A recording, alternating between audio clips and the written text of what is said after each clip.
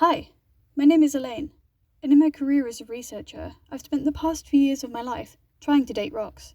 No, not like that, but with using a method called optically stimulated luminescence. This method allows us to find out how long rocks and sediments have been deposited for.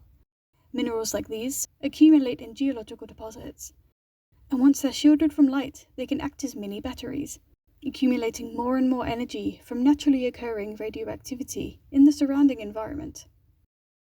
This energy can be released in the form of light, and if we measure the amount of light produced, i.e. the amount of energy stored, we can figure out how long the mineral has been buried for.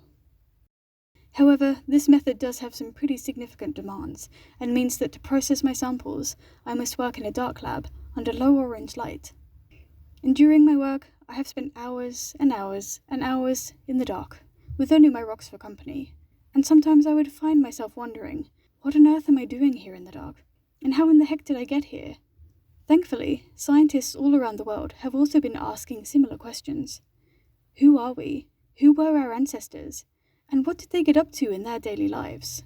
And luckily for us, more and more fascinating archaeological sites are being discovered across the world, where we're offered glimpses into this past and answers to these questions.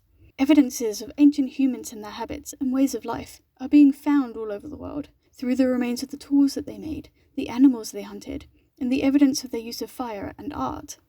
And one of these sites is that of Chespinot, located in southwest France, at the small town of Jonzac. Located next to this inconspicuous car park, in what seems to just be a large quarry pit covered in plastic, it is actually a site recording our ancient hunting behaviour from around 60,000 years ago. This site was first identified and excavated for its archaeological goodies in the 1990s, and this site is filled with layer after layer after layer of animal bones and a specific type of stone tool from what is called the Kena-Mysterian industry. These stone tools are made of flint and associated with Neanderthals, and their use temporarily spanned across the Middle Paleolithic, and they were used for the processing of meat and bones. Thus, we believe that this site was once a Neanderthal butcher site, where the periodic processing of meat and skins occurred.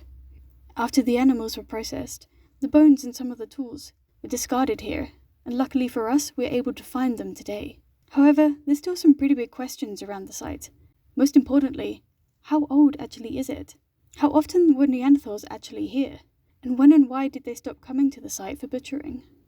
To know these answers, we need accurate ages of the site and its deposits, and as luminescence is a method which can easily cover this age range of 60,000 years or above, it seems like the perfect tool for us to use.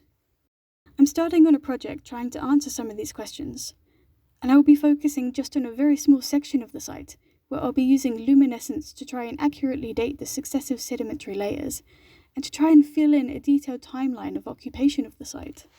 I will be excavating this small section layer by layer, documenting all of the bones and tools that it conceals, and taking samples for luminescence dating at every layer. I'll therefore be trying to find out how old the layers of bones and stone tools are, and it will hopefully give us a glimpse into the occupational history of the site. We can maybe find out how and why the site was located here, how often it was used, and when and why it was abandoned. And yes, although it means I'll be heading back to the dark lab for long periods of time again, I'm optimistic that my efforts will reward us with a much more detailed picture of Neanderthal behaviour at this amazing site. And if you're interested in following my progress, I will be trying my best to make some more videos of the project in the future, where I can show my excavation stages, lab work, and some of the results. But for now, I'm off to the dark room. Thanks for watching, and I'll see you guys soon.